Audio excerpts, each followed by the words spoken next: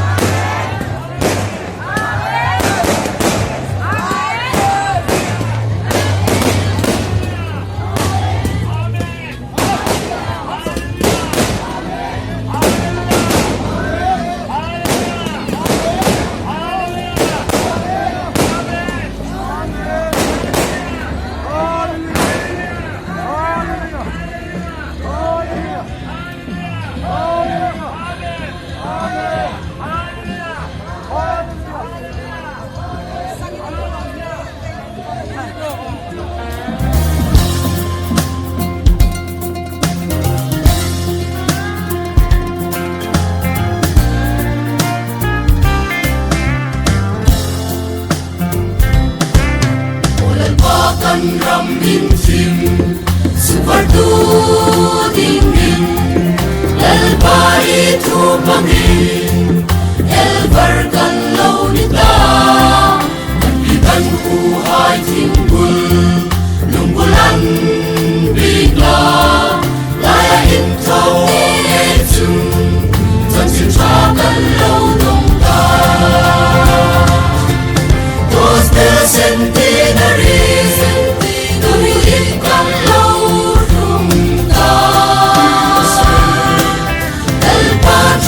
sari kan chung kai da hallelujah hallelujah lal paro pui rose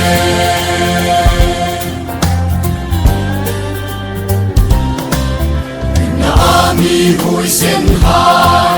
kan pigan ku hai an sul dung ram mahi in chen nam solita o chalai harin thâu râu lần bata tin in chan chin cha thu na khi oi da kin pung pei ei ki was the centenaries tu in kan lau ka el patrui na sari hallelujah hallelujah lal paro pui rose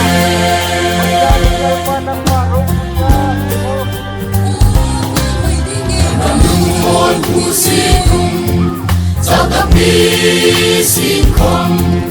chang chen cha za ra chun rau pui lem kan ni ta kai pa ni ba mai na thu kalau mu veta malin halin laram hung lin pe rose was the centenaries tu in kan lo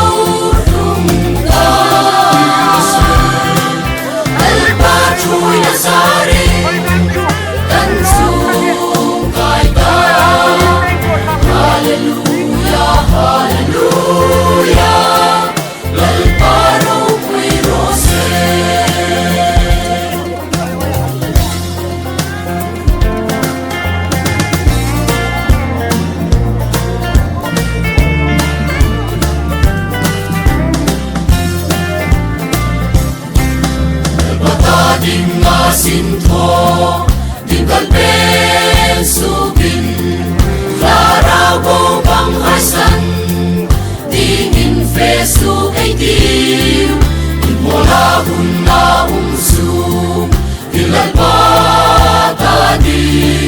Atur-atur mo'y ve Din balay sintong ay di Gospel centenaries Tuwid kang laurungda El Patro'y nasari Tansung kaita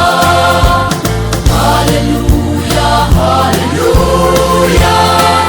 Lalparo mo'y rose Hallelujah, Hallelujah Lalparo mo'y rose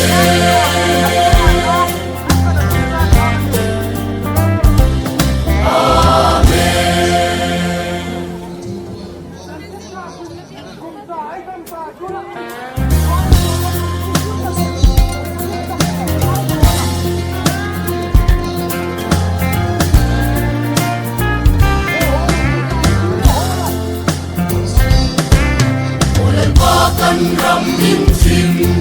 Subartu dingin Lalpai tu pangin Elbarkan launita Kanbigan buhay timbul Lumbulan bigla Daya intong ejum Tansin trakan launong ta Gospel centenaries Tuwid kang laurungda El Patro'y nasari Tansung kaita Hallelujah, Hallelujah Lalparo mo'y rose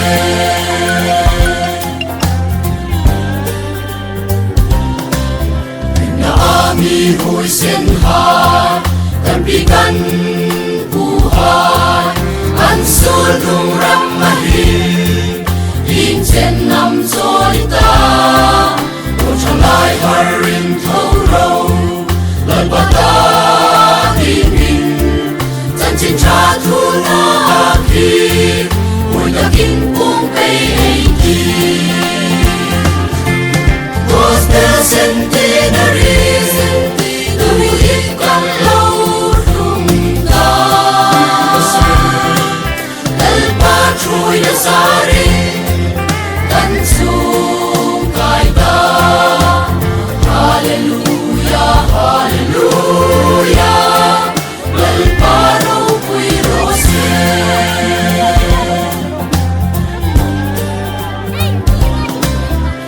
Nungol musikung Sa tabi singkong Zang chen cha zaratsun Rau puilem kanita Kalpaniwa may natu Kalaw mo veta